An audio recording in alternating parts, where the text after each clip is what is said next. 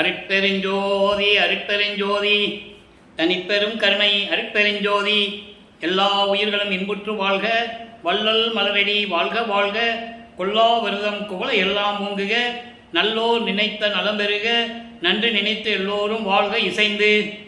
உலக மக்களே, அறிவார்ந்த அன்பர்களே, ஆண்மநேய ஒருமைப்பாடுடைய அன்பர்களே, அருட்பெருஞ்சோதி ஆண்டவருடைய திருவிளையாடல்களை பிள்ளைப்பெருமானவர்களுடைய திருவட்பாவிலிருந்தே பார்த்து கொண்டிருக்கிறோம். அருட்பெருஞ்சோதி ஆண்டவர் இந்த பிரபஞ்சம் தோன்றிய காலத்திலிருந்தே கணக்கில் அடங்காத திருவிளையாடல்களை செய்திருந்தாலும் கூட கலியுகத்தினுடைய கடைசி திருவிளையாடல் மிகவும் முக்கியத்துவம் வாய்ந்தது. காரணம், இந்த பிரபஞ்சம் தோன்றிய காலத்திலிருந்தே ஏற்பட்ட 4 யுகங்களிலுமே கிரேத யுகம், திரேத யுகம், துவாபர யுகம், கலியுகம். கலியுகம் முடிந்து விட்டது. 1900 ஆண்டுகளிலே கலியுகம் முடிந்து விட்டது. அப்போ இந்த 4 யுகங்களிலுமே தோன்றிய மார்க்கங்கள், கிரேத யுகத்திலே தோன்றிய மார்க்கம் கலங்க மார்க்கம், திரேத யுகத்திலே தோன்றிய மார்க்கம் திராவக மார்க்கம், துவார யுகத்திலே தோன்றியது நவநீத மார்க்கம், கலியுகத்திலே தோன்றியது பஸ்ம மார்க்கம். இந்த மார்க்கங்களும் அந்த யுகங்கள் முடிந்தவுடனே அழிந்து விட்டது. யுகங்களும் அழிந்து விட்டது. கிரேத யுகத்திற்கு 17,28,000 வருடங்கள், திரேத யுகத்திற்கு 12,96,000 வருடங்கள், துவாபர யுகத்திற்கு 8,64,000 வருடங்கள், கலியுகத்திற்கு 5,000 வருடங்கள். ஆனால் காலங்காலமாக கலியுகத்திற்கு 4,32,000 வருடங்கள் என்று சித்தாந்தங்களும் வேதாந்தங்களும் கூறிக்கொண்டிருக்கின்றன. அது பொய் என்று சொல்லி நமது பிள்ளைப்பெருமானவர்கள் 1900 ஆண்டுகளிலே கலியுகம் முடிவடைந்து விடும் என்ற நிலையை தெளிவாக நமக்கு திருவட்பாவிலே அருளியிருக்கிறார்கள். இதை உலக மக்களுக்கு யாரும் சொல்லலை, அதனால உங்களுக்கு தெரியாது. எல்லாவற்றையும் சொன்னார்கள். திருவட்பாவிலே சொன்ன உண்மைகள் எல்லாம் மறைத்து விட்டார்கள் என்பதுதான் உண்மை. இப்போ இந்த 4 யுகங்களிலுமே தோன்றிய மார்க்கங்களும் சமயங்களும் மதங்களும் முடிவடைந்து விட்டன. மக்களுக்கு தெரியாது. அதனுடைய செயல்பாடுகள் எல்லாம் முடிவடைந்து மக்களுக்கு தெரியாது. அது அந்தந்த மதங்கள், சமயங்கள், மார்க்கங்கள் அவர்களுடைய தலைவர்கள் உருவாக்கியது. அப்போ அந்த யுகங்கள் முடிந்தவுடனே, இந்த மார்க்கங்கள் முடிந்தவுடனே புது யுகத்திற்கு, இப்போ நம்ம ஒளி யுகத்தில் இருந்து கொண்டிருக்கிறோம்.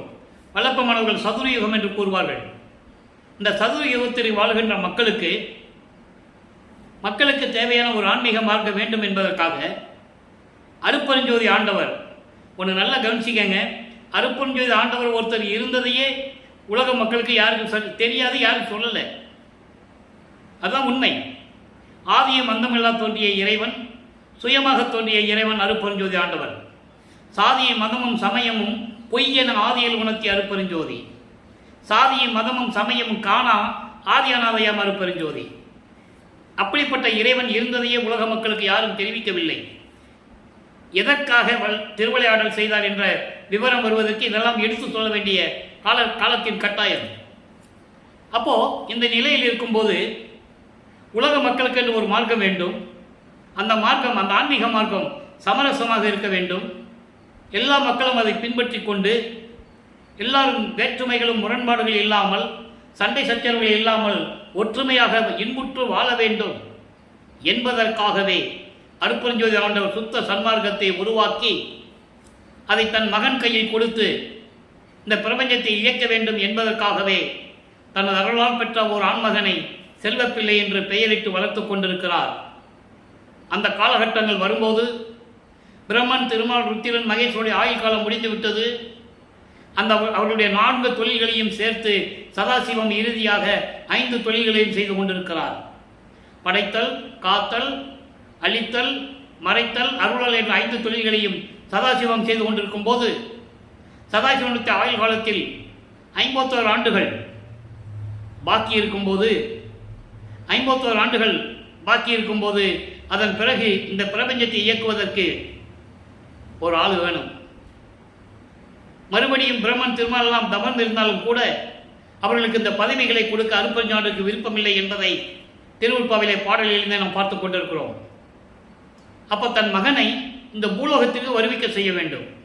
அந்தரத்திலிருந்து விண்ணுலகத்திலிருந்தெல்லாம் செஞ்சோம்னா மக்கள் ஏற்றுக்க முடியாது. நல்லா புரிஞ்சுக்கணும் நீங்கள். அப்போ உலகியலிலே ஒரு குடும்பத்தின் வழியாக, பூலோகத்திலே ஒரு தாயின் வழியாக அந்த மகனை கொண்டு வர வேண்டும்.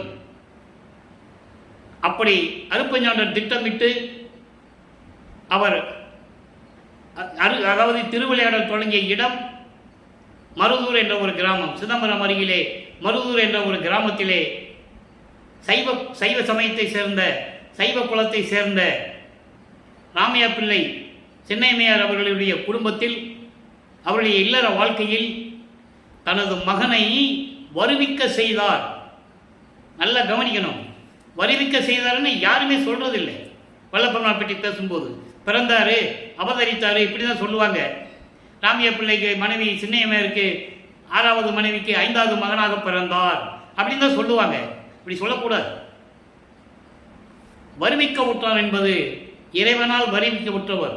இவங்களுக்கும் அவங்களுக்கும் ராமையா பிள்ளைக்கும் சின்னையம்மையாருக்கும் எந்த விதமான சம்பந்தம் கிடையாது.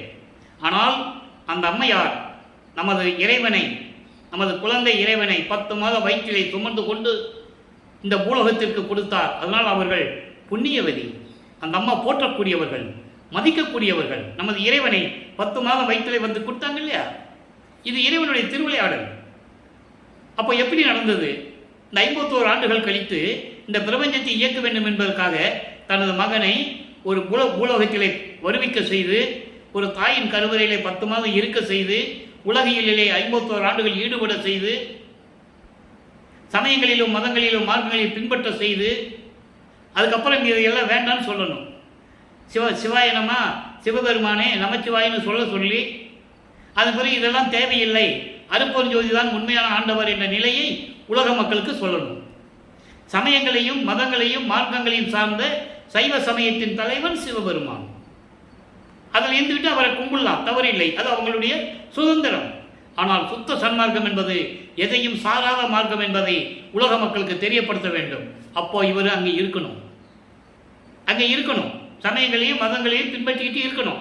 இதுதான் கான்செப்ட்.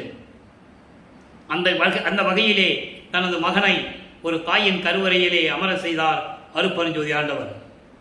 அப்போ திருவிளையாடல் அங்கிருந்து தான் தொடங்குது. ஏன் இங்கே பூலோகத்துக்கு வரணுங்கிறத ஏற்கனவே நிர்ணயிக்கப்பட்டதை ஒரு பாடலில் பாடினதை நம்ம ஏற்கனவே விளக்கம் கொடுத்துட்டோம். தனக்கோடி அம்மையார் ஏன் இவர் வருவிக்க குடும்பத்தில் அந்த அம்மா வந்து ஏன் பிறக்கணும், அந்த அம்மாவுக்கு ஏன் இவர் தாய் மாமன் ஆகணும், இந்த நிகழ்வுகள்லாம் இருக்குது. நம்ம போக பார்க்க போகிறோம், அதான் பார்த்துக்கிட்டு இருக்கோம். இதெல்லாம் இறைவனுடைய திருவிளையாடல். அப்போ அந்த தாயின் கருவறையிலே இருக்கும்போது, கருவறை இருட்டாக இருக்கிறதே என் தந்தையே, இப்படி இருட்டு அறைக்குள்ளே வந்து வச்சுட்டேன்னு சொல்லும்போது பாடல் உண்டு. நான் ஏற்கனவே கூறியது போல அன்பர்களே, இது கதையல்ல, கற்பனை அல்ல, திருவெட்பாவில் இருக்கின்ற உண்மைகள், பிரபஞ்சத்தின் உண்மைகள், யாரும் மறுக்க முடியாது. அப்போ இவர் தந்தை மகனுக்கு ஒளிகாட்டுகிறார் கருவறையில். மற்றதெல்லாம் சொன்னார்கள், புராணங்களிலும் காவியங்களிலும் நடந்த, புராணங்களில் நடந்த திருவிளையாடலெல்லாம் சொன்னார்கள். ஆனால் திருவெட்பாவில் நடந்த திருவிளையாடலை யார் சொன்னது? ஒரு ஆள் கூட சொல்லலை. வல்லற்பெருமானை ஒரு வட்டத்துக்குள்ளே நிப்பாட்டினாங்க. உருப்படியாக ஒன்று தான் சொன்னாங்க, சோறு போட சொன்னார்னு சொன்னாங்க. சோறு போட சொன்னார் தான், மற்ற விஷயங்களை யார் சொல்கிறது மக்கள்கிட்ட? அதான் திருவெட்பாவிலிருந்து ஒவ்வொரு பாடலின் மூலமாக மறைக்கப்பட்ட உண்மைகளை, 202 ஆண்டுகளாக மறைக்கப்பட்ட உண்மைகளை ஒவ்வொரு பாடலில் இருந்து நாம் பார்த்து கொண்டிருக்கிறோம். இப்போ இந்த நிலையில் தாயின் கருவறையிலே பசி என்று எடுக்கும்போது, பசின்னு சொல்லும்போது தந்தை அங்கே மகனுக்கு சென்று அருள் அமுதம் ஊட்டியது, நிறைய விளக்கங்கள் நான் கொடுத்துருக்கிறேன். இது வரைக்கும் 4 ஆண்டுகளாக அவர் தாயின் கருவறையிலிருந்தே 51 ஆண்டுகள் எதையும் உண்ணவே இல்லை, சாப்பிடலை, தூங்கலை. அவர் தூங்கலை. ஏன்னா தன் மகனை அப்படி இருக்க செய்துகிறார் அருட்பெருஞ்சாண்டவர். இறைவனுக்கு தூக்கம் இருக்கக்கூடாது, பேர் உறக்கம் தான் இருக்கணும். அரிதுயில் என்று சொல்லுவார். தூக்கம் இருக்கக்கூடாது, சாப்பிடக்கூடாது. அமுதம், மதிமண்டலத்து அமுதம் சுரக்கணும். அப்போ தன் மகனுக்கு அதை ஏற்படுத்தி கொடுப்பார், இவருக்கே தெரியாது. அப்போ அந்த கருவறையில் இருக்கும்போது அருளமுதத்தை ஊட்டியது. அதன் பிறகு உடம்பு புழுக்கமாக இருக்கிறது என்று கூறும்போது அங்கே அமுத காற்று, தென்றல் காற்று வீசியது. இப்படியெல்லாம் தன் மகனை ஒரு தாயின் கருவறையிலே காத்து கொண்டிருக்கிறார் அருட்பெருஞ்சோதி ஆண்டவர். தெளிவாக நமக்கு விளப்பமான்கள் அருளியிருக்கிறார்கள். அதன் பிறகு தாயின் கருவறையிலிருந்து வெளியே வருகின்ற நாள் வந்து விட்டது. பிரம்மன், திருமால், ருத்திரன் போன்றவர்களாம் தங்களை ஆளப்போகின்ற இறைவன் வருகிறான் என்று சொல்லி வாழ்த்துவதற்காக காத்து கொண்டிருக்கிறார்கள், வாழ்த்துகிறார்கள். அந்த நிலைகளெல்லாம் முடிஞ்ச பிறகு 5 மாத குழந்தையாக இருக்கும்போது சிதம்பரத்துக்கு திருவிழாவிற்கு நமது குழந்தை இறைவனை அழைத்து செல்லுகிறார்கள். உலகையில் ஏதாவது திருவிழா நடந்ததுன்னா பக்கத்து ஊருக்கு போகிறது இயற்கை. அந்த மாதிரி கூப்பிட்டு போகிறாங்க. இவர் குழந்தையாக இருக்கும்போது இவர் இறைவன் அவங்களுக்கு தெரியாது. நல்லா புரிஞ்சுக்கணும். நீங்கள் தெரியாது, சாதாரண குழந்தைன்னு நினச்சிட்டு இருக்காங்க, அவ்வளோதான். 4வது குழந்தை வேலை, இது ஒரு 5வது குழந்தை, அவ்வளோதான் நினச்சிட்டு இருக்கிறாங்க. மற்றபடி அவங்களுக்கு எதுவுமே தெரியாது. அப்போ சிதம்பரத்தில் கூட்டு போய் எல்லாம் நடராஜனை கும்பிடுறாங்க. அப்போ அந்த காலத்தில் அதானே உண்டு. சமயங்களை சார்ந்தவங்க, சைவ சமயத்தை சேர்ந்தவங்களாம் நடராஜனை கும்பிடுறது வழக்கம். எல்லாம் கும்பிட்டுட்டு இருக்காங்க. இவர் மட்டும், குழந்தை மட்டும் பார்த்து கொண்டே இருக்கிறார். அவருடைய தந்தை அருட்பெருஞ்சோதி ஆண்டவர் தன் மகனுக்கு மட்டும் வெளியாக காட்டுகிறார். அதை பாடலிலே கூறுகிறார். தில்லை ஜலத்தடையை திரைதூக்க தரிசித்த போது வேய்வகை மேல் காட்டாதே எந்தனக்கே வெளியாய் காட்டிய மெய்வுரமா மெய்ப்பொருளே. மக்கள் மனதில் பதிய வேண்டும். அதனால்தான் நம்ம அருட்பெருஞ்சாண்டவர் திருவிளையாடல் தினமும் சொல்லிட்டு இருக்கோம். அப்போ தன் மகனுக்கு மட்டும், இப்போ நீங்கள் ஒரு கோயிலுக்கு போனால் எப்படி நீங்கள் பார்ப்பீங்க? வீட்டில் ஒரு சாமி படம் வச்சுருக்கீங்க, எப்படி பார்ப்பீங்க? நகையை போட்டு, பட்டாடை போட்டு, அதில் ஒரு பூணூலை போட்டு, தலையில் கிரீடம் வச்சு, கையில் ஏதாவது ஒரு ஆயுதம் வச்சு, இப்படி தான் இறைவனை சித்தரித்தார்கள் இல்லையா? உண்மை. இப்படி தான் எல்லாருமே பழக்கப்பட்டது. அதே மாதிரி அம்மனை எப்படி பழக்கப்பட்டாங்க? அந்த உருவத்தை எப்படி இருக்குமோ அது மாதிரி பழக்கப்பட்டாங்க. ஆனால் தன் மகனுக்கு மட்டும் அருட்பெருஞ்சோதி ஆண்டவர் வெளியாக காட்டுகிறார்.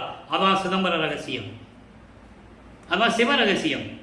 அந்த பாடலிலே தெளிவாக நமக்கு அருளி இருக்கிறார்கள். இந்த நிலைகளெல்லாம் முடிந்த பிறகு சென்னைக்கு குடிபெயர்கிறார்கள்.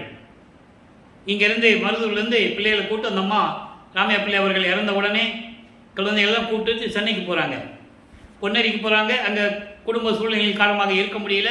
அதுக்கப்புறம் சென்னையில் நிரந்தரமாக ஏழுகணர் பகுதியிலே வீராசாமி முதலியார் தெரு என்ற இடத்திலே ஒரு வீட்டில் இருக்கிறாங்க. நல்லா புரிஞ்சுக்கணும். இப்போ வல்லப்பமானவர்கள் குழந்தை பருவத்தில் இருந்து கொண்டிருக்கிறார் நமது இறைவன். 1823ஆம் ஆண்டு தொடங்கிய திருவிளையாடல் 30/1/1874 ஆண்டுகள் வரை 51 ஆண்டுகள் இந்த திருவிளையாடல் நடந்து கொண்டிருக்கிறது. இந்த 51 ஆண்டுகளையும் அருட்பெருஞ்சோதி ஆண்டவர் 8 ஆண்டுகளாக பிரித்து தனது மகனுக்கு அருளை கொடுத்து கொண்டிருக்கிறார். அப்போ நமது பிள்ளை பெருமானவர்கள், நமது குழந்தை இறைவன் 8 ஆண்டுகளுக்குள் இருக்கும்போது என்ன நடந்தது? 8 ஆண்டுகளுக்குள் நடந்தது திருவருட்பாவிலே பாடல்களிலே இல்லை. இருந்தாலும் சூட்சமமாக கூறுவார். எனது தந்தை சந்தை படிப்பு, உலக படிப்பை படிக்கக்கூடாது என்ற என்னை தடுத்தார்கள் என்று சொல்லுவார். நான் யாரையும் குருவாய் ஏற்றுக்கொள்ளவில்லை என்று சொல்லுவார். அப்போ அந்த 8 ஆண்டுகளுக்குள்ள ஒரு பள்ளிக்கூடத்தில் போய் சேர்ப்பாங்க, படிக்க முடியாது வந்துடுவார். ஏன்னா அருட்பெருஞ்சாண்டவருடைய தன் மகனை அப்படிதான் வழி நடத்துகிறார். தன் மகன் யாரிடமும், எந்த ஆசிரியரிடமும் இந்த உலக சந்தை, உலக படிப்பை படிக்கக்கூடாது, யாரையும் தன் மகன் குருவாக ஏற்றுக்கொள்ளக்கூடாது என்பதில் அருட்பெருஞ்சாண்டவர் கவனமாக இருந்ததனால் அந்த பள்ளிக்கூடத்திலிருந்து படிக்க முடியாமல் வெளியே வந்துடுறாரு. அப்போ அவருக்கு தெரியாது. ஒரு சாதாரண குழந்தைய பிறந்திருக்கோம், ஒரு குடும்பத்தில் பிறந்திருக்கோம் மட்டும்தான் அவருக்கு தெரியும். ஆனால் மனம் ஒரு நிலையில் இல்லை. ஏதோ ஒன்று இழந்தது போல அந்த தவிப்பு அவர்கிட்ட இருந்தது. அப்போ ஒரு தனிமையான ஒரு இடத்தை நாடுகிறார். இதெல்லாம் சிறு வயதிலே நடந்து கொண்டிருக்கிறது. எல்லாம் மக்கள்கிட்ட சொல்லணும், இப்படியெல்லாம் திருவிளையாடல் நடந்தது அப்படின்னு சொல்லணும். அப்போதான் வல்லற்பெருமானே யாருன்னு மக்களுக்கு தெரியும். அப்போ கந்த கோட்டத்தில் உட்காந்துட்டு இருக்காரு. அங்கே தான் ஒரு தனிமையான இடம் இருக்கப்போ, ஆள் நடமாட்டம் இல்லாமல் இருக்கும் சென்னையிலே. அங்கே இருந்து கொண்டு இருக்கிறார். அங்கே வர்றவங்க போகிறவங்கள சொல்லுவாங்கள்ல, என்னப்பா ராமலிங்கம் காலையில் வர இங்கேயே படுத்துக்கிற, ராத்திரியான எல்லாம் தூங்கின பிறகு கோயில் சாத்தின பிறகு போகிற, என்னப்பா இப்படி இருக்கிற, ஏதாவது பாடேன், முருகன் கோயிலில் தானே இருக்கிற, முருகனை பற்றி பாடேன் அப்படின்னு சொல்லும்போது அவர் முருகனை பற்றி பாடுகிறார். இயற்கையாகவே பாடுகிறார். அப்போ இறைவன் தனக்கு அருளை கொடுத்தான் என்று அவருக்கு தெரியாது. அப்போ 8 ஆண்டுகள் முடிந்தவுடனே 9வது ஆண்டில் அடியெடுத்து வைக்கிறார். 2வது 8 ஈரட்ட 16.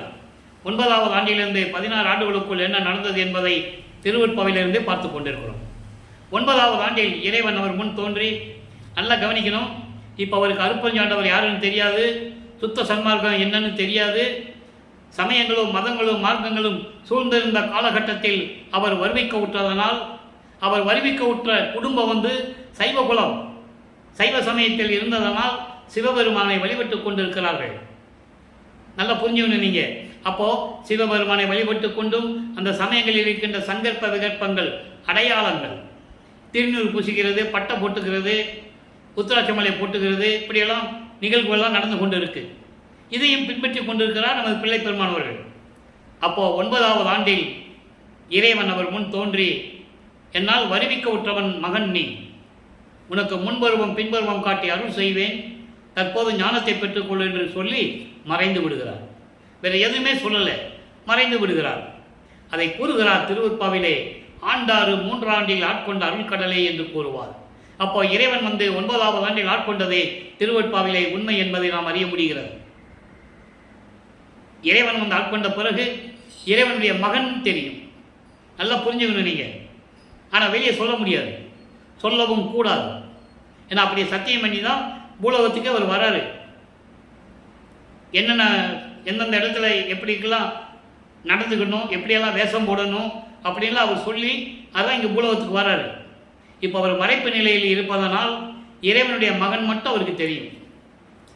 இப்போ இந்த நிலையில் இருக்கும்போது திருவருள் முறையீடு உதயமாகிறது. 1ஆம் திருமுறை உதயமாகிறது.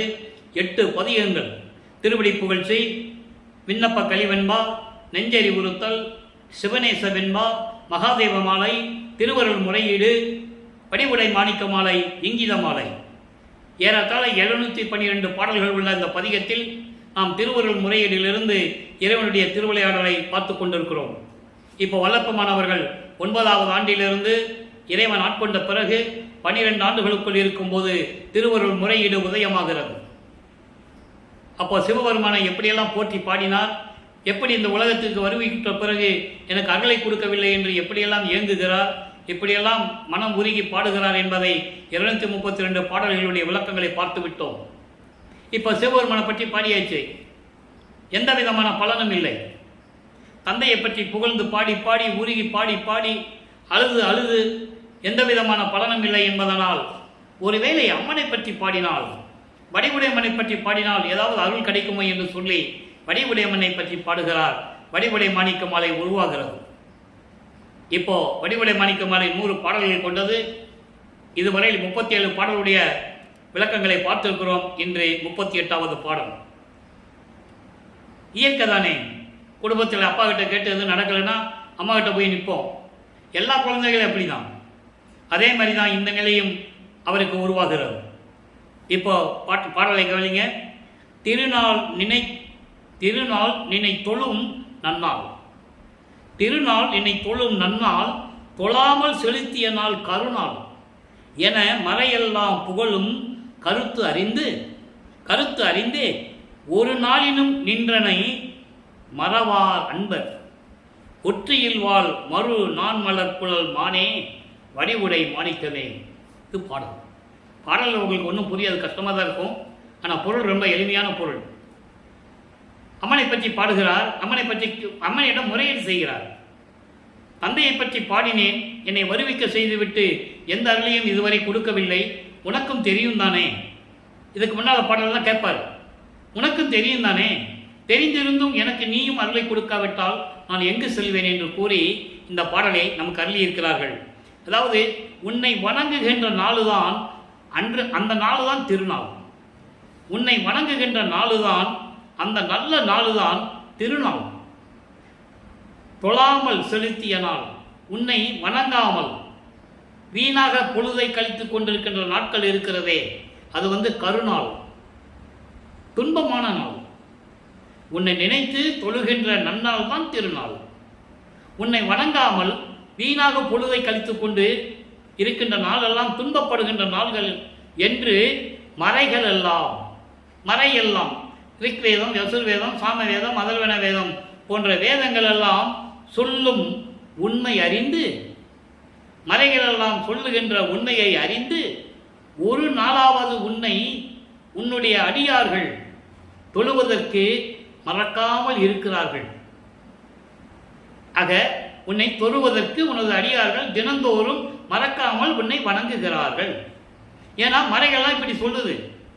அதனால் உன்னையும் வணங்கி கொண்டிருக்கிறார்கள். நானும் உன்னை வணங்கி கொண்டிருக்கிறேன்.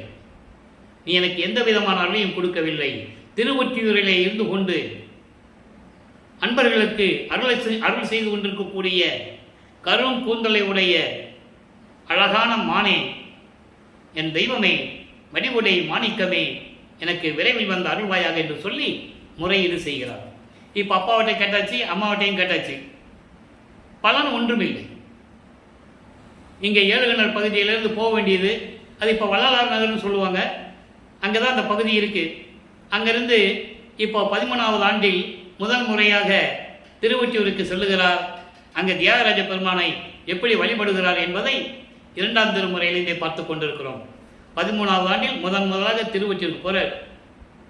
சுத்த சமாகத்தை பெற்ற பிறகு முதல்ல 33வது ஆண்டில் அங்கே போவார். பறந்துக்கிட்டு போவார் அண்டங்களை கடந்து. அது விளக்கங்களை தான் நம்ம பார்த்துட்டு இருக்கோம். இப்போது சிகாமணி மாலை உருவாகிறது. இதுக்கு முன்னால் இருக்கிற பதியங்களுடைய விளக்கங்களுடைய ஒரு சுருக்கம்.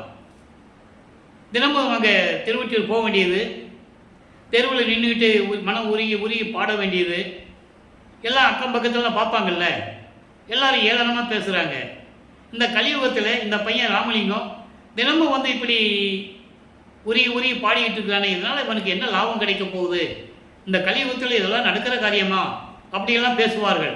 அது பாடல்களில் இருக்குது. அந்த விளக்கத்தை சுருக்கமாக சொல்கிறேன் உங்களுக்கு. அப்போ இப்படியெல்லாம் போய்கிட்டு இருக்கும்போது இவர் மன விரக்தி ஆகிறார். இத்தனைக்கும் 16 வயசுக்குள்ளே தான் இருக்கிறார். மன விரக்தி ஆகிறார். இப்படியெல்லாம் ஏளனமாக நம்மளை பேசுகிறாங்களே, ஒருவேளை திருமுல்லை வயலுக்கு போவோமோ, அங்கே போனால் ஒருவேளை அங்கே கொடுத்துருவான்னு சொல்லி திருமுல்லை வயலுக்கு போகிறார். அங்கே இருக்கிற சிவபெருமான் பேர் மாசிலாமணின்னு உருகுவார். அதெல்லாம் அந்த பாடலுடைய விளக்கம் கேட்கும்போது மனம் அப்படியே உருகும். அவ்வளவு பெரிய பாடல், அவ்வளவு மன உருக்கமான பாடல்கள். என்னை இந்த பூலோகத்துக்கு அறிவிக்க செஞ்சுட்டு நான் உன்னை தேடி வந்தா ஏண்டா மகனே வந்தான்னு கேட்கறது இல்லை, ஒரு வார்த்தை கூட பேசுறது இல்லை, ஊமை மாதிரி வாய மூடிட்டு இருக்கியே, இதெல்லாம் நியாயமா, இதெல்லாம் தர்மமா அப்படின்லாம் கேட்பார். எந்த விதமான பதிலும் இல்லை. அதுக்கப்புறம் திருவெள்ளித்தாயின்னு ஒரு இடம் இருக்குது. வில்லிவாக்கத்துலேருந்து ஒரு 15 கிலோமீட்டர் இருக்குன்னு நினைக்கிறேன். அந்த இடத்துக்கு போவார். அங்கேயும் மனம் உருகி பாடுவார். ஏன்னா அங்கெல்லாம் ஒரு காலத்தில் திருவிளையாடல் நடந்துருக்கு. அங்கே போனால் அங்கே கந்த துணியை கட்டிகிட்டு இருப்பார் சிவபெருமான். எனக்கு கந்த துணியை கூட நானும் கட்டிக்கிட்டு நிற்கிறேன், என்னை இந்த பூலோகத்துக்கு வருவிக்க செஞ்சுட்டு நீ வாட்டுக்கு இப்படி இருக்கிறையே, இப்போ பாரு எனக்கு ஒன்றும் இல்லை, உலகம் உன்னை பழி பேசும், உன்னை தூற்றும், பெத்த பிள்ளையை நடுத்தூரில் விட்டுட்டான்னு சொல்லி ஒன்றை தான் பேச போகிறாங்க, எனக்கு ஒன்றும் இல்லை அப்படின்னு மனம் உருகி பாடுவார். எந்த விதமான பதிலும் இல்லை. அதன் பிறகு 2வது எட்டு முடிந்தவுடனே 3வது எட்டில் அடியெடுத்து வைக்கிறார். இந்த 16 ஆண்டுகள் வரைக்கும் இதே நிலைமை அவருக்கு தொடர்ந்துட்டு இருக்கு. நினைச்சு பாருங்க, இறைவனால் வருவிக்கூற்ற மகன், இறைவனுடைய மகன் இந்த பூலோகத்தில் வந்து 16 ஆண்டுகள் வரைக்கும் அந்த குடும்பத்தில் சிக்கிக்கிட்டு சுற்றி இருக்கவங்ககிட்டெல்லாம் ஏளனமான பேச்சுக்கெல்லாம் பேச்சு வாங்கிக்கிட்டு எப்படியெல்லாம் இருப்பார்னு கொஞ்சம் யோசனை பண்ணி பாருங்க. அப்படி வந்தவர். அப்போ 3வது எட்டுக்கு போகிறாரு. 3ஆம் திருமுறை உருவாகிறது. 19 பதியங்கள், 235 பாடல்கள், எல்லா விளக்கங்களையும் பார்த்து விட்டோம். இந்த 19 பதியங்களுடைய ஒரு சுருக்கம், ஏன்னா சொல்லிட்டா தான் அடுத்த இதுக்கு நம்ம போக முடியும்.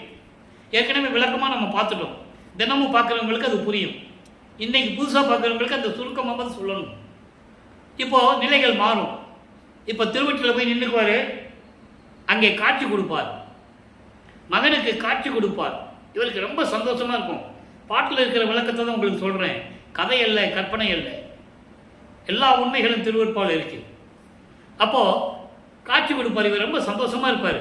அப்பா 16 வருஷம் எவ்வளோ கஷ்டப்பட்டோம் இந்த பூலோகத்துக்கு வந்து, இப்பயாவது காட்சி கொடுக்குறாரே, ஒரு வேளை வந்து நமக்கு அருளை கொடுத்துருவாரோன்னு நினச்சிட்டு இருக்கும்போதே மறைஞ்சிடுவார். பேசுறது இல்லை, மறைஞ்சிடுவார். சரி, எப்படியாவது பவனி வருவாங்கல்ல, தேரில் வச்சு தெருவாக கொண்டு வருவாங்கல்லன்னு சொல்லி ஒவ்வொரு தெருவில் போய் நிற்பார். இந்த தெருவில் போய் நிற்பார். வந்தவரம் பதில் இல்லைன்னொன்னே அடுத்த தெருவுக்கு வரும்ல அப்படின்னு சொல்லி அடுத்த தெருவில் போய் நிற்பார். இப்படி தெருவுக்காக போய் நின்று அந்த பவனியை பார்க்கும்போதாவது நம்ம அருளை வாங்கிட முடியுமா அப்படின்னு ஏங்கிட்டு இருப்பார். எந்த விதமான பதிலும் இல்லை. அதன் பிறகு ஒரு முடிவுக்கு வருகிறார். இனிமேல் திருவிழை வாயிலோ திருவெள்ளித்தாயத்துக்கோ போகக்கூடாது, இங்கேயே திருவொற்றியூரிலே இருந்து எப்படியாவது அருளை வாங்கணும்னு சொல்லி தன்னுடைய மனக்குமுறலை மனத்தில் இருக்கின்ற ஏக்கத்தை, அந்த தவிப்பை, அந்த பரிதாபத்தை நாரையும் கிளிகளையும் கிட்ட சொல்லி தூது அனுப்புவார். இறைவன்கிட்ட போய் தூது சொல்லுங்க, நான் அவனுக்காக காத்துக்கிட்டு இருக்கேன். அவனால் வருவிக்க விட்டு எந்த பலனும் அடையாமல் இந்த பூலோகத்தில் நான் துன்பங்களெல்லாம் அனுபவிச்சுட்டு இருக்கேன். நான் போனால் என்னன்னு கூட அவர் பேசுறது இல்லை, என்னன்னே கேட்கறது இல்லை. நீங்களாவது போய் அவர்கிட்ட சொல்லுங்க, அவர் என்ன சொல்கிறாருன்னு என்கிட்ட வந்து சொல்லுங்க அப்படின்லாம் செய்வார். அதனாலேயும் ஒரு பிரயோஜனம் இல்லை, திரும்பி வராது. நாரையும் கிளிகளையும் திரும்பி வந்தால் தானே. அதன் பிறகு உலகியலிலே இருப்பது போல, நான் ஏற்கனவே கூறியது போல, குடும்பத்தில் ஒரு நல்ல காரியம், குடும்பத்தில் ஏதாவது பிரச்சனை இருக்குன்னா கூறி கேட்க போவாங்க, ஜோசியம் பார்க்க போவாங்க. அந்த மாதிரி இவரும் போகிறார். இவருக்கு தெரியாது இவர் யார், இறைவனுடைய மகன் மட்டும்தான் தெரியுமே தவிர வேறு எதுவுமே அவருக்கு தெரியாது. எப்போ இப்போ அவருக்கு உள்ள ஏக்கம் என்னன்னா, எப்போ வந்து நம்மளை ஆட்கொள்ளுவார், எதுக்காக நம்ம இங்கே வருவிக்க விட்டுறோம், இந்த பூலோகத்துக்கு ஏன் நம்மளை கொண்டு வந்தார், இந்த தவிப்பு அவர் மனசில் இருந்துக்கிட்டே இருக்குமில்ல. அது நியாயம் தானே, இயற்கை தானே. அந்த தவிப்பு மட்டும் அவர்கிட்ட இருந்து போகவே இல்லை. இந்த நிலையில் இருக்கும்போது தான் சிவபெருமான் கடைசி கட்டத்தில், அதாவது 24வது ஆண்டில், வல்லப்பமான வரிக்கூட்டி 24 ஆண்டு ஆகிப்போச்சு. அப்போ தான் இவர் சிவபெருமான் தன் மகனிடம் நேரடியாக அப்படியே வர்றார். எங்கள் கோயில் உள்ளேருந்து அப்படியே நடந்து வர்றாரு. இவர் ரொம்ப மதிமயங்கி ரொம்ப சந்தோஷத்தில் இருக்கிறார். பக்கத்தில் வந்துட்டார். இவர் கண்ணை மூடி ரொம்ப ஆனந்தமாக இருக்கிறாராம். பாட்டில் சொல்கிறார், ரொம்ப ஆனந்தமாக இருக்கிறாராம். எப்படி நம்மளை கட்டி பிடிச்சி கொஞ்சி குலாவி எப்படி அருளை கொடுத்துருவார் அப்படின்லாம் சொல்லுவார். அப்படியெல்லாம் நினச்சாராம்.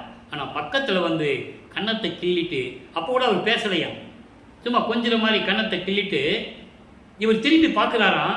அப்படியே திரும்பி யூட்டன் எடுத்து திரும்பி பார்க்காம ஓடுறாராம் சிவபெருமான்.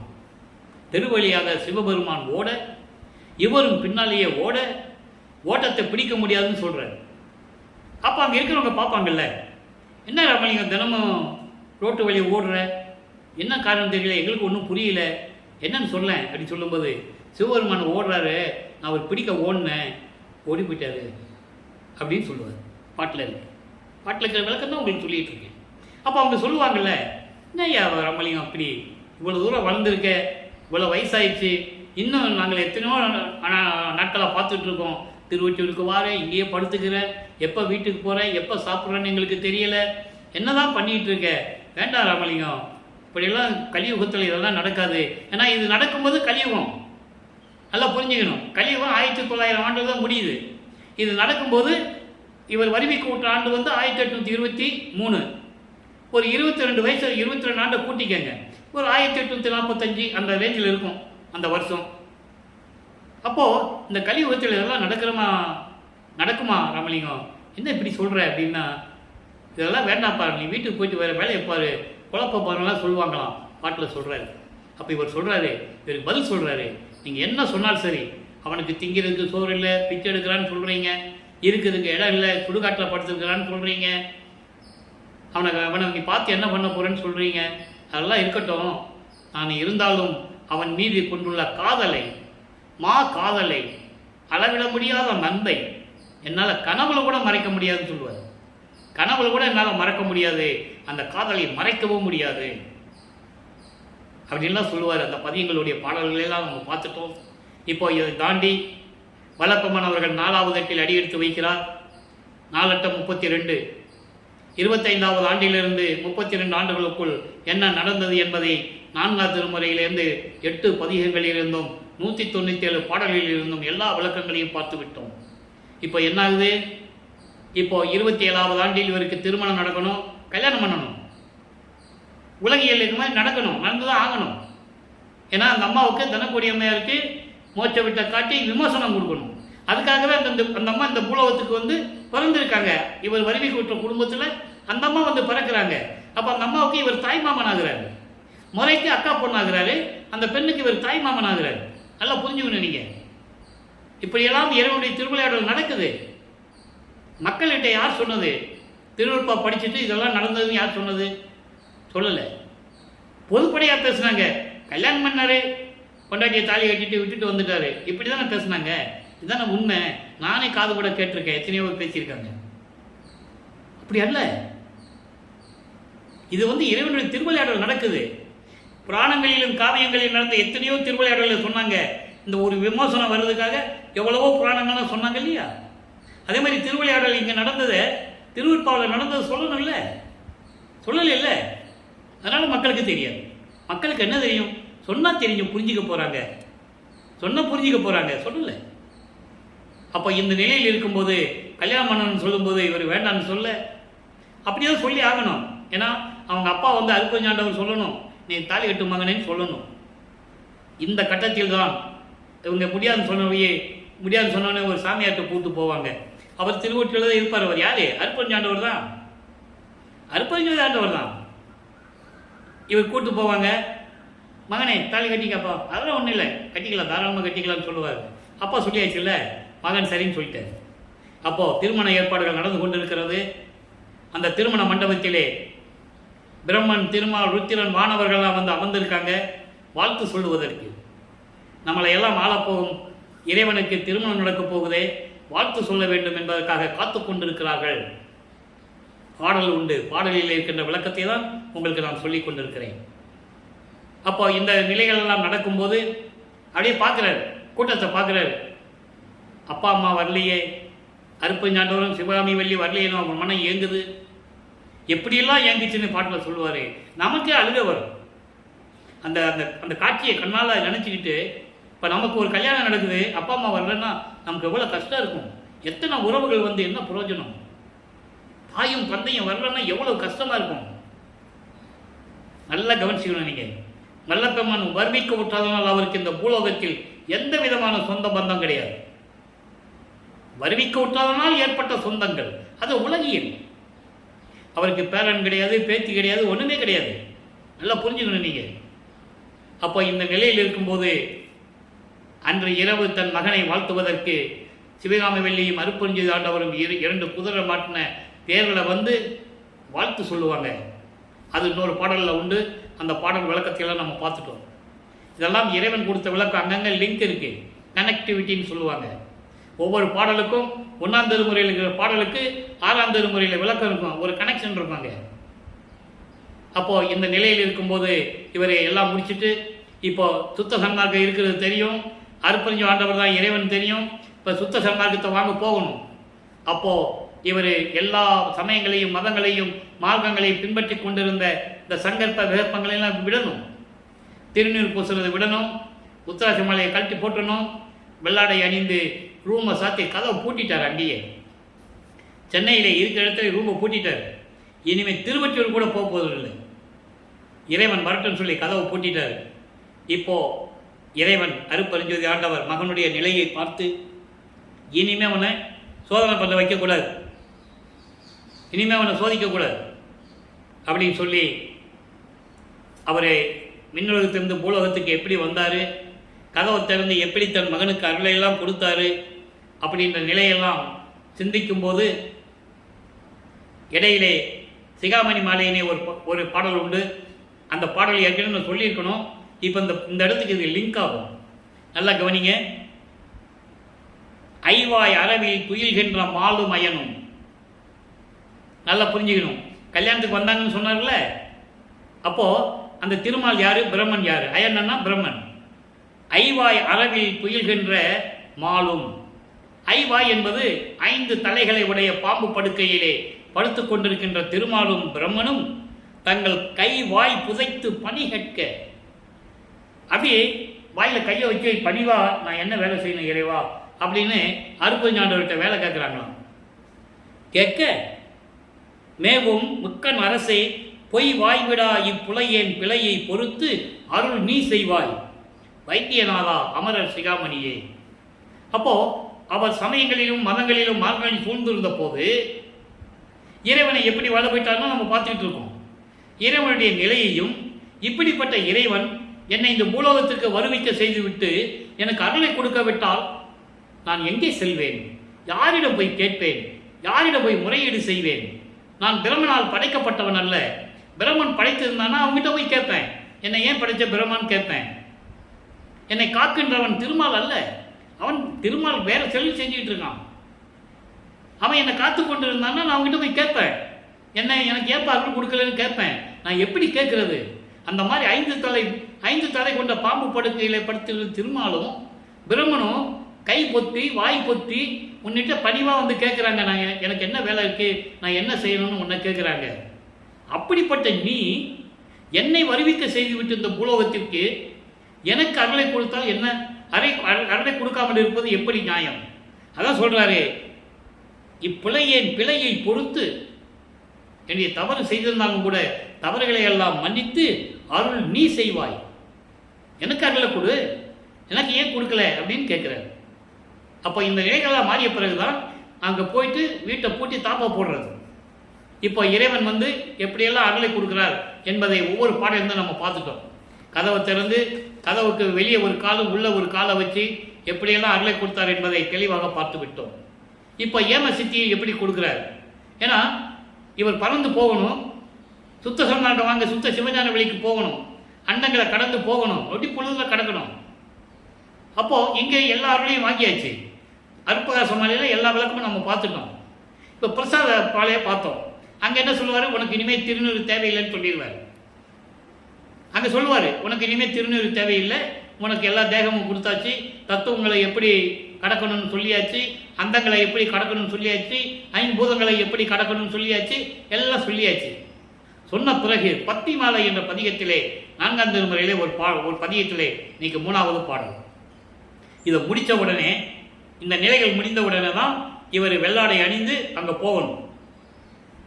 ஆளுடையாய் சிறியே நான் அருள் அறிமை அறியேன், அறியாதே மறுத்த பிழை அத்தனையும் பொறுத்து என்னை ஆட்கொண்டவனே என் தந்தையே, அதான் ஆளுடையாய் சொல்றார். என்னை ஆட்கொண்டவனே, உன்னுடைய மகனாகிய நான் இந்த பூலோகத்திற்கு நீ வருவிக்க செய்த பிறகு உன்னுடைய அருள் அருமையை எனக்கு தெரியாது, அருள் அருமை அறியேன், எனக்கு தெரியாது. அப்போ நான் சமயங்களிலும் மதங்களிலும் மார்க்கங்களில் இருந்த போது, சிவபெருமானை வழிபட்டு கொண்டிருந்த போது, நான் தெரியாமல் செய்த குற்றங்களை எல்லாம் நீ முழுவதுமாக மன்னித்து, நல்ல கவனிக்கணும், அறியாதே மறுத்த பிழை, எனக்கு தெரியாமலே, அந்த பருவத்தில் எனக்கு தெரியாது, அந்த பருவத்திலே நான் தெரியாமல் செய்த பிழைகளை எல்லாம் முழுவதுமாக என்னை மன்னித்து உன் அருள் பெற்றவன் அல்லவா நான். அதான் சொல்றாரு, வாழ்வுடையேன் தன்னை. வாழ்வுடையன் தன்னை என்பது உன்னுடைய அருள் பெற்றவன் நான். இப்போ அவர் அருளை வாங்கிட்டார்களே, அதனால சொல்றாரு, உன்னுடைய அருளை பெற்றவன் நான். என்னை அழைத்து திரும்பவும் என் கரத்தை விடுபட்ட சக்தியை திருப்பி கொடுக்குறார். எல்லாத்தையும் கொடுத்த பிறகு ஏதோ ஒரு சக்தி விடுபட்டு இருக்கு, அது ஏம சக்தியை திருப்பி கொடுக்கணும். என் கரத்தை வலிந்து அளித்த பெரும் கருணை வண்ணம், அந்த கருணையின் தன்மை இருக்கிறதே, அந்த பெருந்தன்மை எந்த மனமும் எனது கண்களும் விட்டு அகலாதே இன்னும் நிகழ்கின்றதாயினும், இன்னும் என் கண்ணுக்குள்ளேயே எப்படியெல்லாம் எனக்கு அருள் கொடுத்த அதெல்லாம் கண்கொள்ளா காட்சியை இன்னும் என் கண்ணுக்குள்ளேயே இருக்கு, இன்னும் விட்டு அகலலை. அப்படி இருந்தால் கூட என் நெஞ்சம் உருகிலதே. முக்கியமான வரி அது, அண்டர்லைன். எல்லாத்தையும் கொடுத்துட்டார்ல, கொடுத்துட்டு ஏன் நெஞ்சம் உருகலைன்னு சொல்றாரு? சுத்த சன்மார்க்கத்தை வாங்கினாதான் தயவும் கருணையும் உயிர் இரக்கமும் உயிர் நேயமும் இருக்கும் என்பதனால் இப்போ எனக்கு இரக்கமே வரலையே அப்படின்னு கேட்குறாரு. அப்போ இனிமேல் சுத்த சன்மார்க்கத்தை வாங்க போறேன், இவ்வளவு கொடுத்துட்டேன், எல்லாத்தையும் கொடுத்துட்டேன், ஆனால் என் இரக்கம் வரலையே இன்னும் அப்படி சொல்லும்போது தான் தந்தை சொல்லுவார், உனக்கு நான் சுத்த சன்மார்க்கம் கொடுக்க போறேனே, அதுக்கப்புறம் எல்லாம் உனக்கு வந்துடும் அப்படின்லாம் சொல்லுவார். அப்போ இன்னும் என் நெஞ்சம் உருகுதில்லையே, ஏன்னா அப்போ அவர் சுத்த சன்மார்க்கம் வாங்கலை. அப்போ அந்த உயிர் இறக்கம் உயிர் நேயம் தயவு கருணை எல்லாமே அவருக்கு வரணும். இன்னும் அதை குறிப்பிடுகிறார். இன்னும் நான் சுத்த சன்மார்க்கம் வாங்கலைன்னு சொல்கிறேன். அதை நீங்கள் புரிஞ்சுக்கணும். ஏழுடைய மலையும் இதற்கு உருகல் அறிதல்லவே. எப்படிப்பட்ட கருங்களுடைய மலை கூட இதுக்கு உருகுமா என்ன? அதெல்லாம் ஒரு பெரிய விஷயமே இல்லை. இனித்த நடம் புரிந்து மண்டில் தனித்த சிவக்கொழுந்தே, சிவநெறியில் இருக்கின்ற, நல்லா கவனிக்கணும், இனிமே சிவபெருமான நமச்சிவாயா ஓசிவாயினால சொல்லவே மாட்டார். ஏன்னா அந்த கட்டத்துக்கு வந்துட்டாரு. இப்போ வல்லப்பமானவர்கள் 4வது எட்டை பூர்த்தி செய்கிறார். 32 ஆண்டுகள் முடிஞ்சிருச்சு. சமயங்களையும் மதங்களையும் மார்க்கங்களையும் விட்டாச்சு. சரியை கிரிய யோகம் 12 நிலைகளையும் கடந்தாச்சு. உலக வாழ்க்கையை விட்டாச்சு. அந்த அம்மாவுக்கு மோட்ச வீட்டை காட்டியாச்சு, எல்லாம் நடந்து முடிஞ்சிருச்சு. இனிமேல் சுத்த சன்மார்க்கத்துக்கு வந்த பிறகு எதுவுமே இருக்கக்கூடாது. அப்போ வெள்ளாடை அணிந்து 33வது ஆண்டில் 33வது ஆண்டிலிருந்து 40 ஆண்டுகளுக்குள் என்ன நடந்தது என்பதை நாம் பார்த்து விட்டோம். 5வது எட்டில் என்ன நடந்ததுன்னு பார்த்தாச்சு. அதனுடைய ஒரு சுருக்கம். 33வது ஆண்டில் இப்போ சுத்த சன்மார்க்கத்தை வாங்குறது போய்கிட்டு இருக்கிறாரு. தத்துவங்களை கடந்து, அந்தங்களை கடந்து, பஞ்சபூதங்களை கடந்து வெற்றிகரமாக சென்று கொண்டிருக்கிறார் சுத்த சிவஞான வெளிக்கு. அங்கே தான் போகணும். கடவுள் நிலை அறிந்து அம்மையமாகக்கூடிய நிலை அங்கே தான் 16வது நிலை. ஞானசரியை 13வது நிலையில் உருவாகிறது. பன்மார்க்கம் கடந்தே நின்று சின்னம்பிடி, 12 மேல் நின்று சின்னம்பிடி. அழகா சொல்லுவார். 12 நிலைகள் வரைக்கும் சமயங்களையும் மதங்களையும் மார்க்கங்களையும் சார்ந்தது. உலக மக்களுக்கு சொல்லணும், இதெல்லாம் தேவையில்லை. ஞான சரியிலிருந்து தான் மரணமில்லா பருவாழ்வு தொடங்குகிறது. அங்கிருந்து தான் சுத்த சன்மார்க்கம் தொடங்குகிறது. ஞான சரியை, ஞான கிரியை, ஞானத்தில் ஞானம், ஞானத்தில் யோகம், ஞானத்தில் ஞானம். அப்போ இந்த நிலைகளெல்லாம் எடுத்துக்கொண்டு கடந்து கொண்டு சென்று கொண்டிருக்கிறார். அங்கே மகனை வரவேற்கிறார் அருட்பெருஞ்ஜோதி ஆண்டவர். மகனை வரவேற்று, மகனை இந்த ஆடைகளை எல்லாம் கலைந்து விட்டு, முக்காடு போட்டு தானே போகிறாரு, ஆடைகளை எல்லாம் கலைந்து விட்டு புனித நீராடி புத்தாடை அணிந்து அணிகலன்கள் எல்லாம் அணிந்து மங்கள கோலத்துடன் வருவாயாக. 2.5 நாளிகைக்குள் உனக்கு மணிமகுடம் சூட்ட வேண்டும், மணிமுடி சூட்ட வேண்டும், இளவரசன் என்ற பட்டத்தை கொடுக்க வேண்டும் என்றெல்லாம் கூறுவார். அந்த பாடலுடைய விளக்கங்களை எல்லாம் பார்த்து விட்டோம். அங்கேயே தன் மகனுக்கு சாகா கல்வியை கற்றுக் கொடுக்கிறார். தேவர்கள், முனிவர்கள், ரிஷிகள், பிரம்மன், திருமணம் வெளியே தான் நிற்கணும். சத்திய ஞான சபையினுடைய முதல் படியை அவங்களால கால் வைக்க முடியாது. வெளியே நின்று தான் எல்லா வேடிக்கையும் பார்க்கணும். எல்லாம் புரிஞ்சுக்கணும். அதுக்கான காரணங்கள், விளக்கங்களை சொல்லியாச்சு. அவங்கெல்லாம் கொலை புரிந்தவர்கள், போர் புரிந்து உயிர்களை கொலை செய்தவர்கள் என்பதை திருவருப்பாவை பாடலின் மூலமாக நாம் அறிந்து விட்டோம். போருக்கு உரியார் மாலையன் ஓகி மற்றவர் புங்கவர்கள் யாருக்கும் எளியராகி எனக்கு மட்டும், யாருக்கும் அரியராகி எனக்கு மட்டும் எளியராகி மாலையிட்டார். ஈர்க்கும் புகுதாத இம்முலை மதத்தை இன்னும் தவித்தார் அல்லடி. அழகா சொல்லுவார். போருக்குரியவர்கள் அவங்க. ஏன் மகாதேவ மேலேயும் சொல்லுவார்.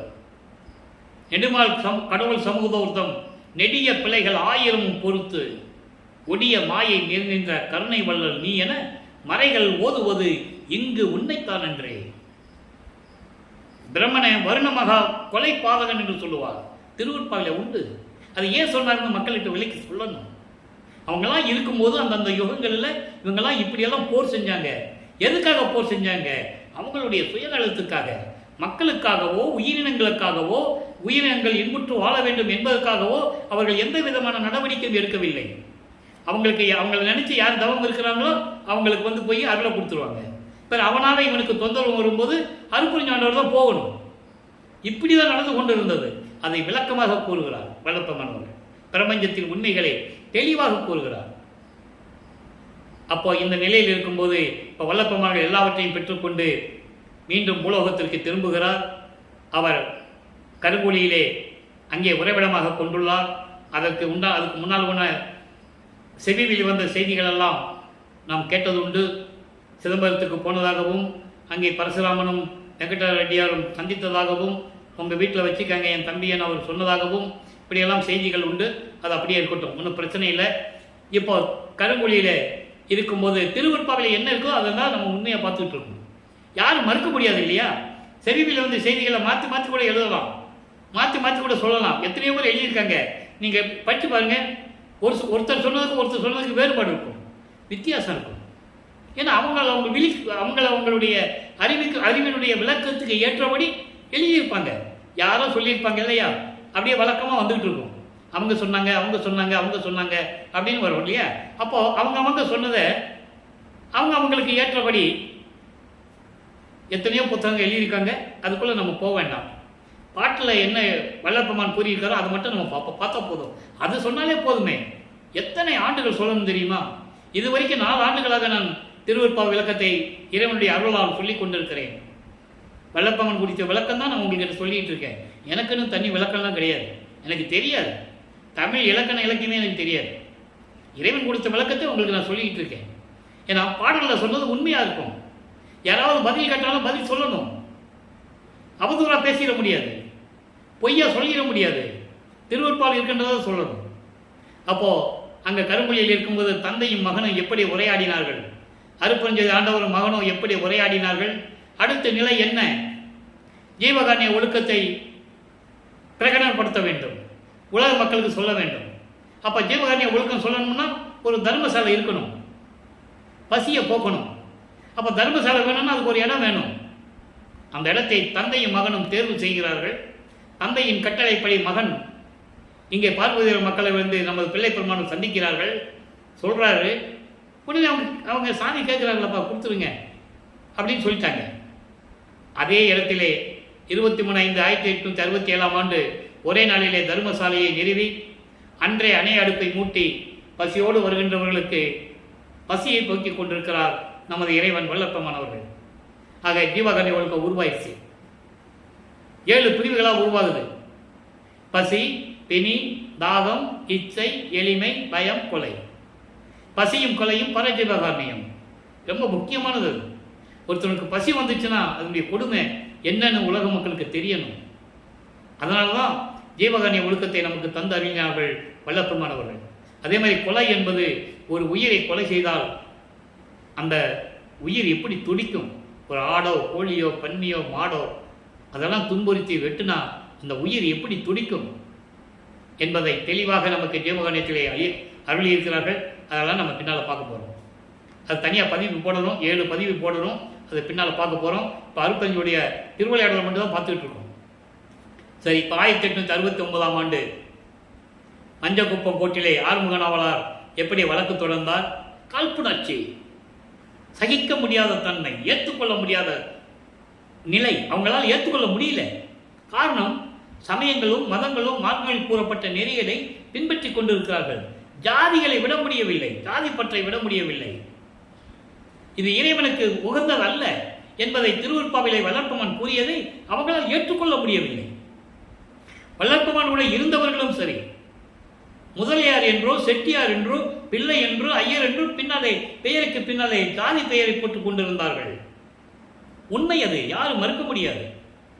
அந்த காலகட்டங்களில் அப்படிதான் இருந்தாங்க. சுத்த சன்மார்க்கம் வேணும்னா அதெல்லாம் இருக்கக்கூடாது.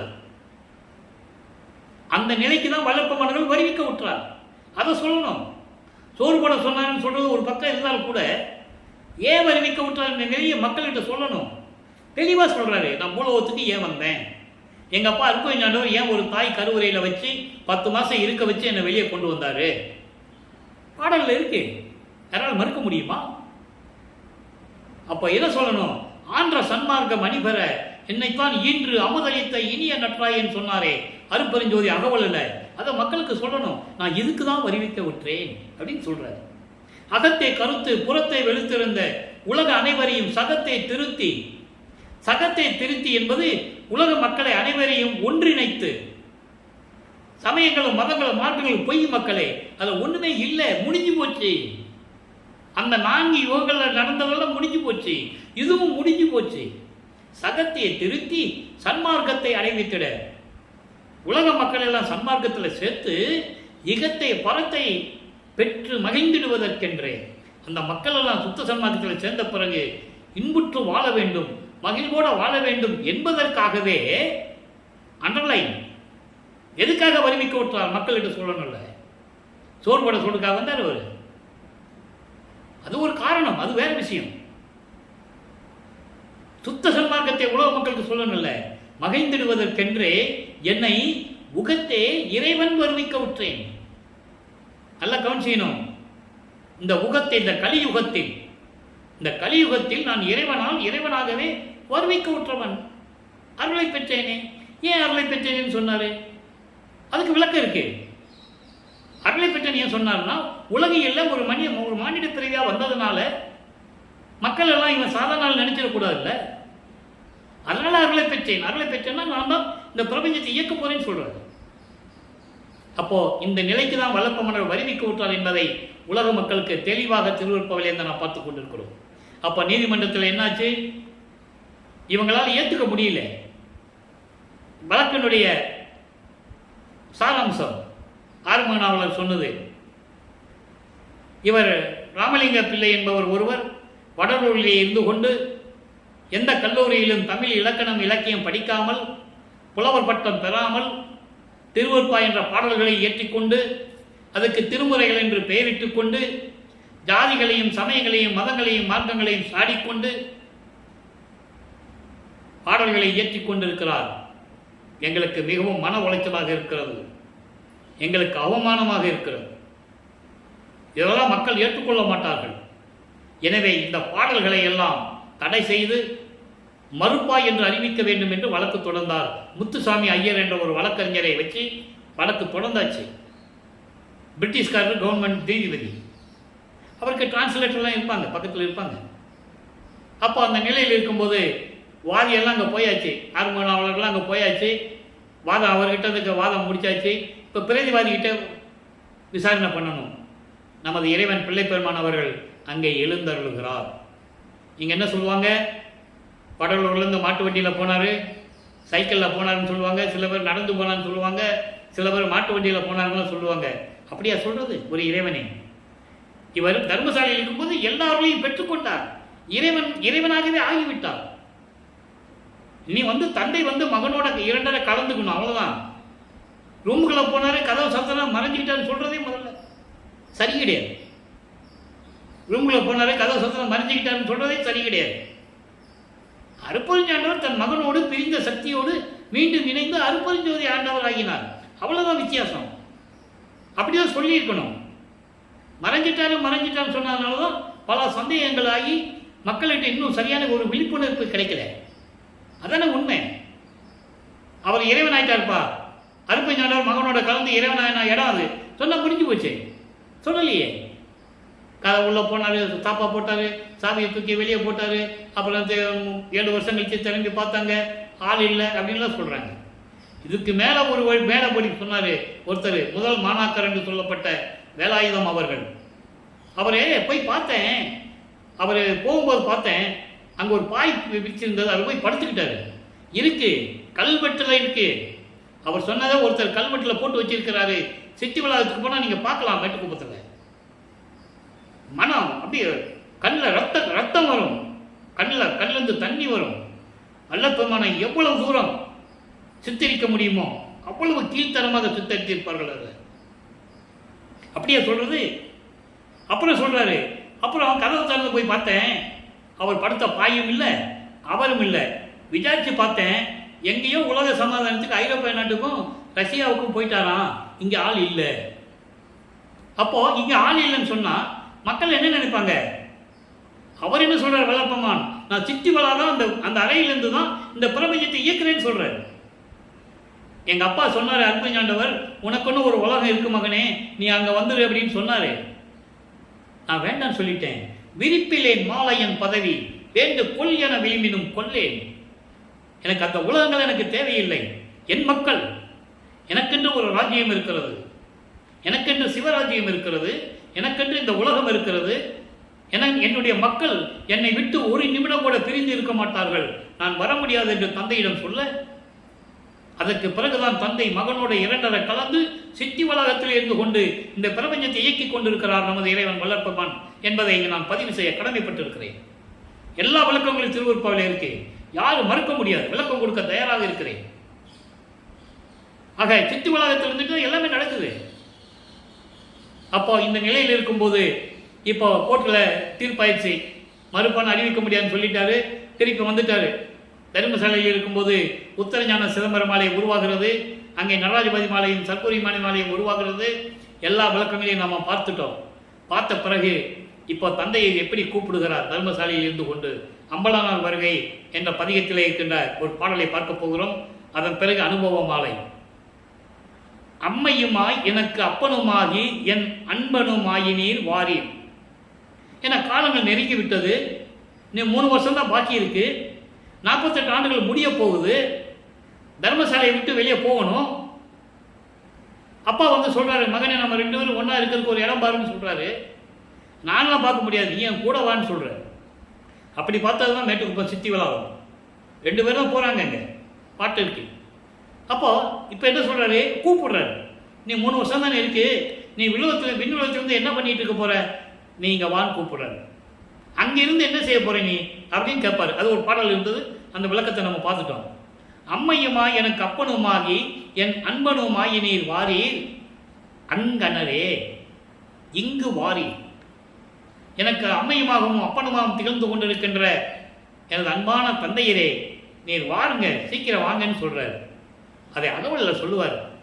எம்மை என்னும் என்னை விட்டு இறையும் பிரியாது அம்மையும் அப்பனுமாம் அருப்பெருஞ்சோதி.